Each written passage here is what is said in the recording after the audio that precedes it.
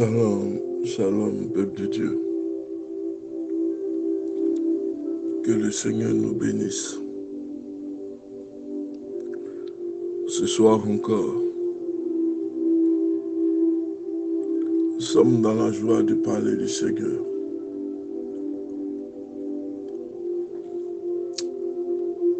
Le thème que je veux voir avec vous, être populaire. Luc 14, le verset 27. Quiconque ne porte pas sa croix ne me suit pas, ne peut pas être mon disciple. Luc 14, verset 27. Il est vrai que souvent nous prêchons, viens à Jésus, ta vie va changer, tu auras telle ou telle bénédiction. Mais dans la marche avec Jésus de Nazareth, il faut que nous soyons clairs. Ce n'est pas à tout moment la situation sera rose. Ça, il faut vous préparer à ça. Quand le Christ parle de porter sa croix, vous avez tous vu.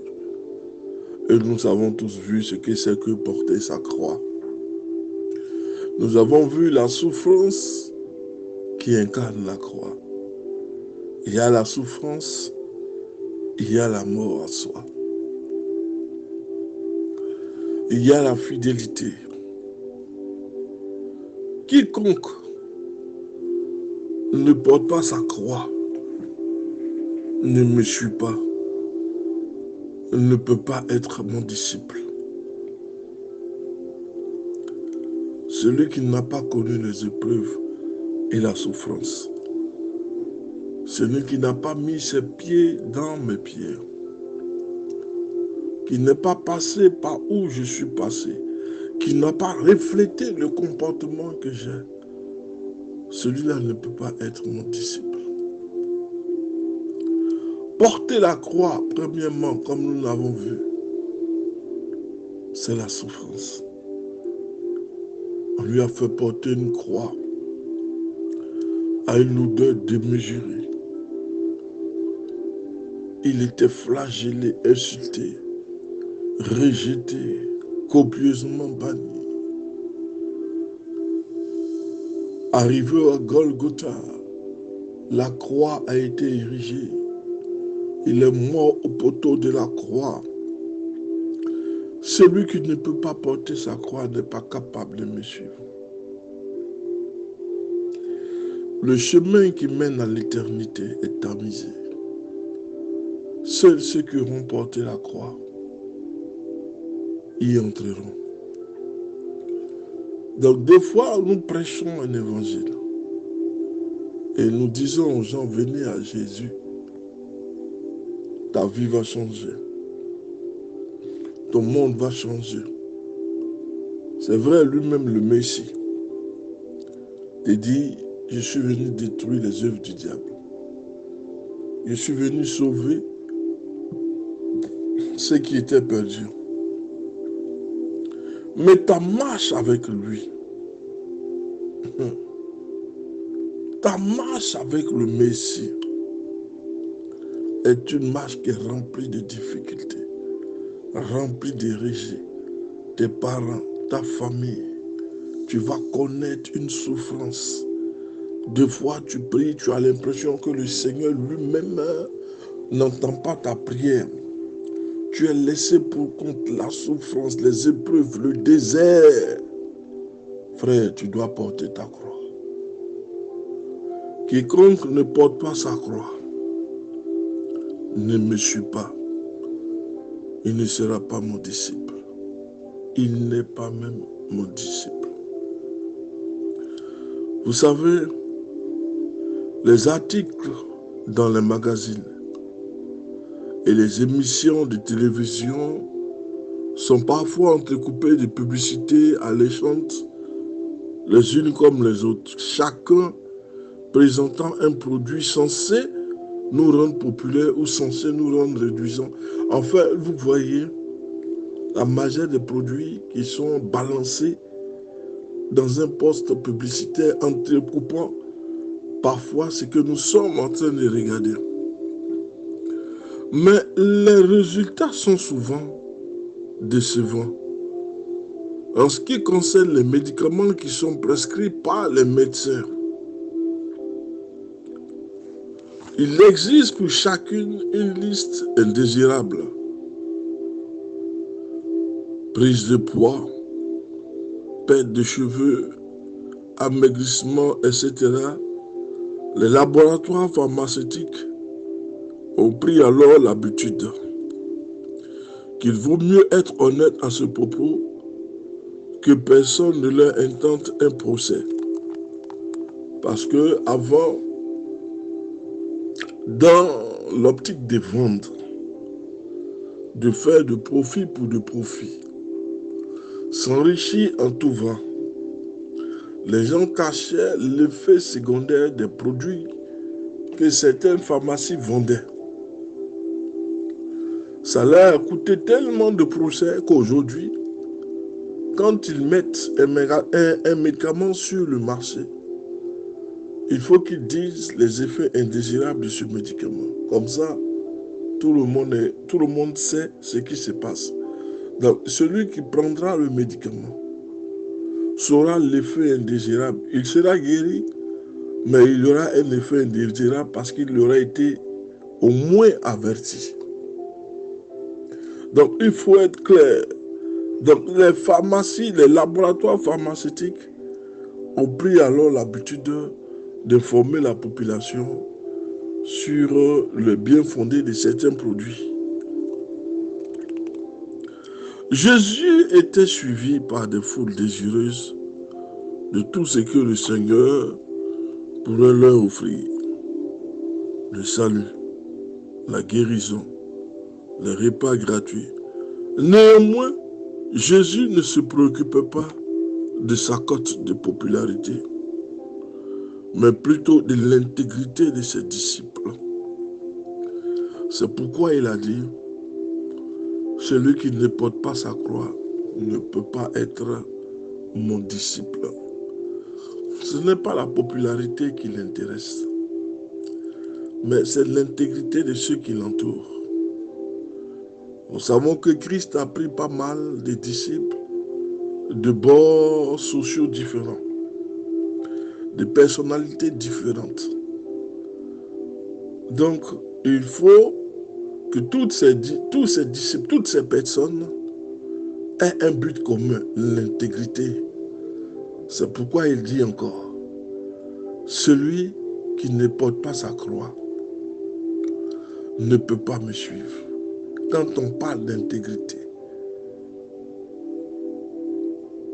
on parle de marcher par la justice, le vol, les rapines, l'adultère, toutes ces choses que le monde vous offre, vous devez les rejeter. La facilité, vous devez les rejeter. Marcher selon la volonté du Seigneur. La croix, symbole de souffrance, symbole de conversion, symbole d'intégrité. Ne venez pas prêcher seulement, le Seigneur va transformer votre vie. Mais une fois que le Seigneur a transformé votre vie, qu'est-ce que vous faites? Il faut marcher dans l'intégrité maintenant. Il faut lire la Bible du matin au soir. Et il faut marcher conformément aux Écritures. Il faut respecter les lois divines, les lois spirituelles. L'intégrité commande que l'on obéisse à Dieu au doigt et à l'œil, sans se rebeller, sans marcher dans la médisance, mais marcher dans l'intégrité, cherchant toujours le cœur de Dieu, cherchant à réjouir le cœur de Dieu. Par 2 fois, le Seigneur a mis devant eux le défi d'une foi sincère. Il dit alors ceci, si quelqu'un vient à moi, s'il ne haït pas son père, sa mère, sa femme, ses enfants, ses frères et ses sœurs, Et même jusqu'à sa propre vie, il ne peut être mon disciple. Le mot haï doit être vraiment expliqué. Parce que quand il est expliqué dans son sens littéraire comme nous le voyons ici, certains te diront haï ton père parce que ton père est ceci et cela, haï tes frères parce que... Non, le mot haï ne doit pas être interprété de la sorte. Quand on parle de haï ici, ce n'est pas de jeter la pierre, de chercher à tuer ton père parce qu'il pratique la sorcellerie. Ici, quand on parle de haïr, c'est de mettre le Seigneur à la première place dans ta vie. Il faut que les gens comprennent ça une fois pour toutes. Ton père et ta mère, ou ton frère, tes soeurs, ou ta femme, tes enfants ne peuvent pas avoir la primauté sur le Messie. Non.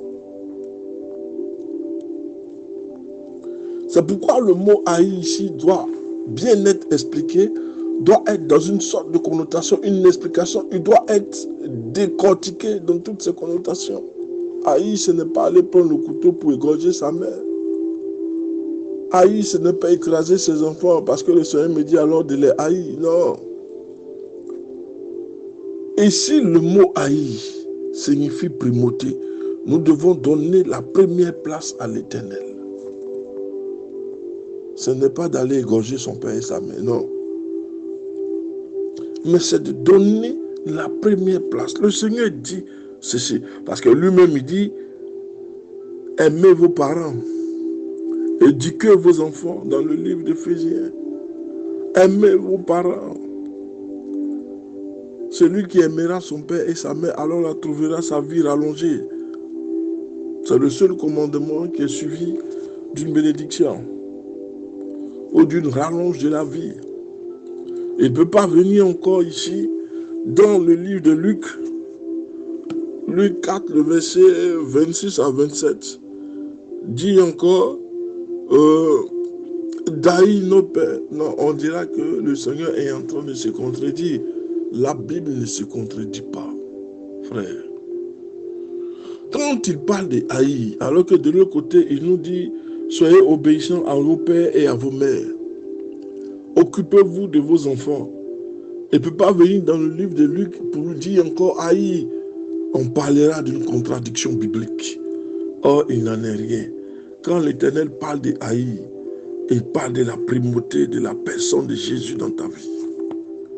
Jésus doit passer avant toute chose, avant ta femme, ton père, avant tes enfants. C'est cela que nous devons démontrer le mot haïr. Et quiconque ne porte pas sa croix, ne me suit pas, ne peut pas être mon disciple. Puis il insiste en les confrontant avec des exemples qui sont à même de comprendre. Luc 14, verset 28 en 33. Pourquoi Jésus insiste-t-il à être si pessimiste et négatif? On aurait pu lui conseiller afin de protéger sa popularité, de séduire d'abord la foule, et puis seulement après, quand les gens rencontrent des difficultés, de leur expliquer le prix à payer. Mais Jésus est fidèle à son amour pour nous. Il ne veut pas nous mentir ou nous dire des demi-vérités. Non, comme les pharmaciens le disent, non. Il est toujours en train de parler de vérité et d'amour. Il ne donne pas de demi-vérités comme les produits de publicité à la télé, non. Si tu veux venir avec moi, tu dois porter ta croix. Tu dois haïr ton père et ta mère et tes enfants. Tu dois faire ce que je dis en priorité. Voilà les choses. N'allons pas prêcher. Non, venez à l'église, le Seigneur va changer votre vie. Ça va arriver. Mais dans notre marche avec le Seigneur, nous allons connaître des difficultés aussi. Cela ne veut pas dire que le Seigneur est loin de nous. Au contraire, le Seigneur veut tester notre foi. Car la Bible nous dit que c'est avec beaucoup de preuves que nous allons rejoindre le royaume des cieux. Donc le Christ ne s'occupait pas de sa popularité, mais a enseigné la vérité. Il ne peut pas nous mentir, nous dire une demi-vérité. Agir ainsi montre que l'amour du Seigneur n'est pas intègre.